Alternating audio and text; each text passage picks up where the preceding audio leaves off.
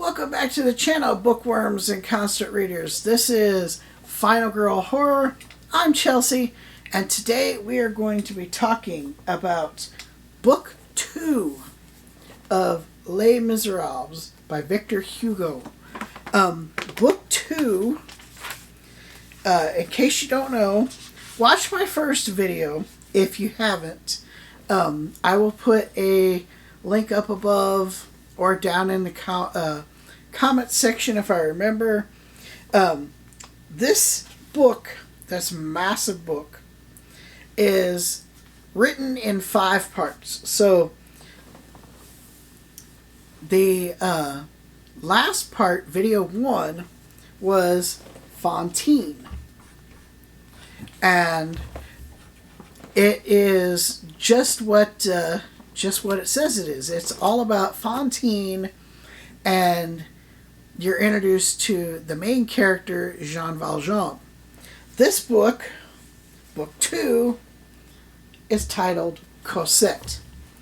And it is about Cosette, but it is, it's also about other stuff. So, this is an unabridged copy. I have the Penguin Deluxe Edition. It's got this amazing cover. We're not going to talk about the cover. We already did that in the first video. And if you have not read Les Mis and you don't want any spoilers, I would say read the book and then watch these videos. I try not to give away spoilers. But this book, I mean, it's over 100 years old. And there's been numerous movies, and I mean, it's a huge Broadway play, so, you know, it's kind of been around for a while. But the reason I'm reading this book is so many people cannot believe that I love reading, and I've never read this book. And this book is huge. It's like 1,500 pages. It's not as long if you do the abridged version, and that's what I wanted to talk about with this video. So most of part 2 is about Cosette. Cosette is Fantine's daughter.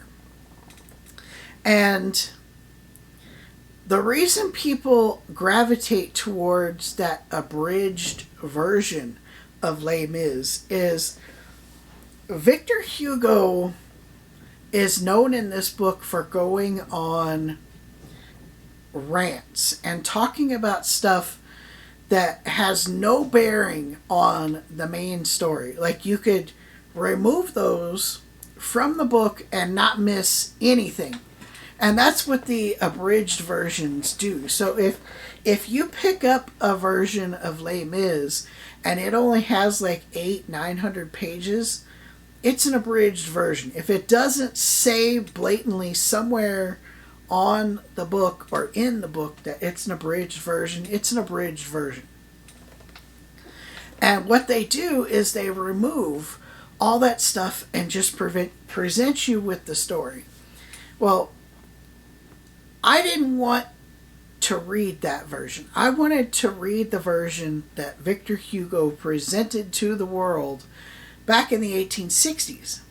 So I'm reading the unabridged novel. And I say do that with every book before you go to an abridged version. Read what the author put out. And you may not like it. You may like the abridged version better. This has happened in modern times. I'll give you a perfect example. With Stephen King. For years, I read, without knowing I was reading, an abridged version of The Stand. I grew up with this. It's not short, but it's a lot shorter than what you would read today. This 800-page novel called The Stand. And that was around for like 20 years. And then he came out with the complete and uncut version that is like, I think, 1,200 pages long.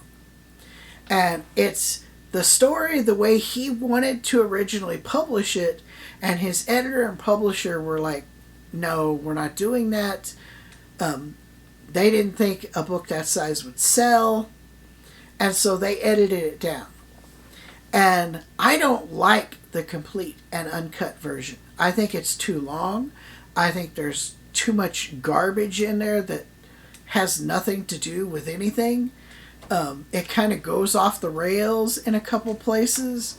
So I don't like the complete and uncut version of The Stand, or what is now, like, they've totally done away with the complete and uncut on a lot of the new paperbacks and stuff out, and it's just called The Stand.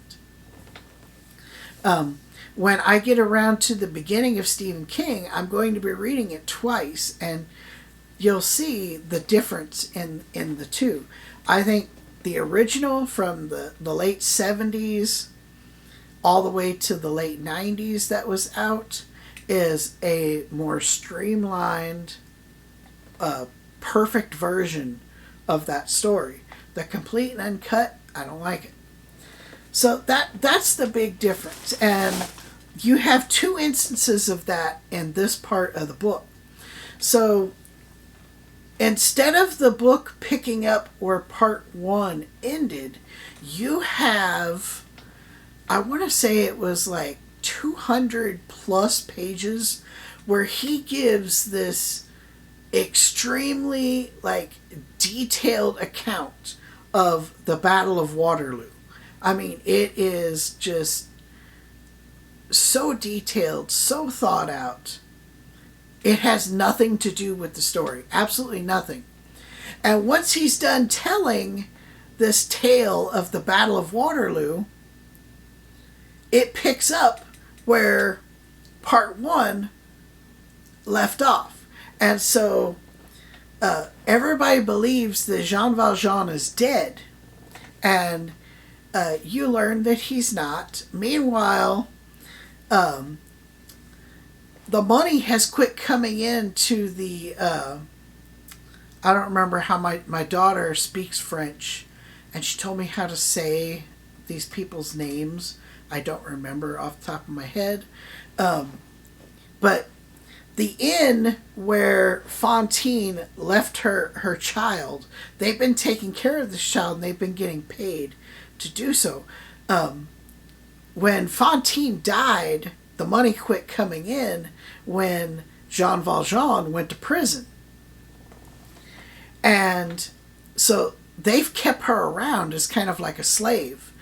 They treat her like total shit. The conditions that she suffered through are just horrible. Just horrifying conditions.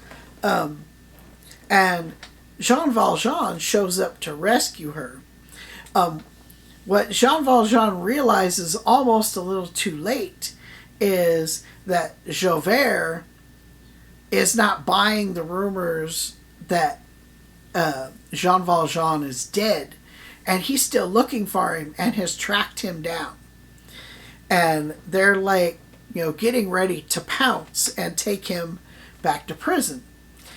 And then, out of sheer luck, Jean Valjean ends up in this convent and finds out that the groundskeeper is actually an old friend.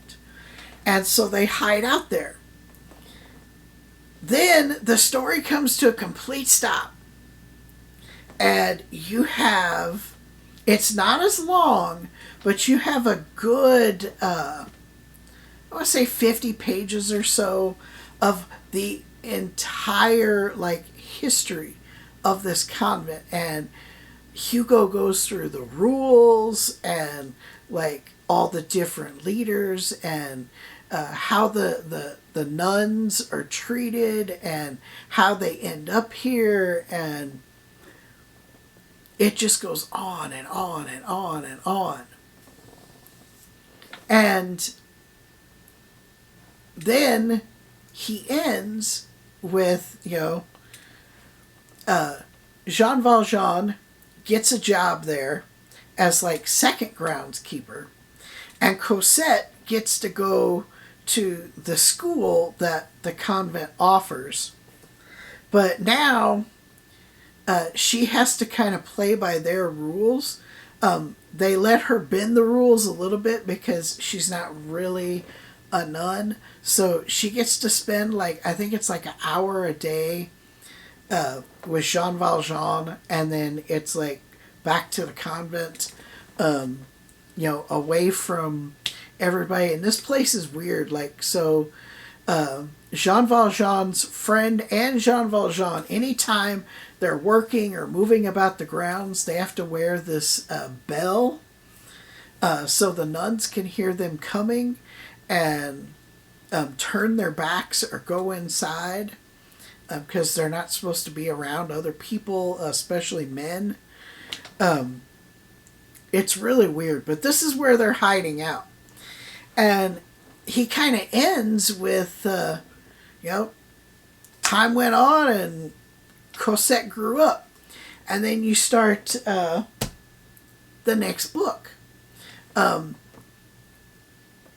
This book, even with the weird tangents he goes off on, I can't stress this enough. You need to read this book. This is one of the most well-written, like well put together books that I have ever read. The story is amazing.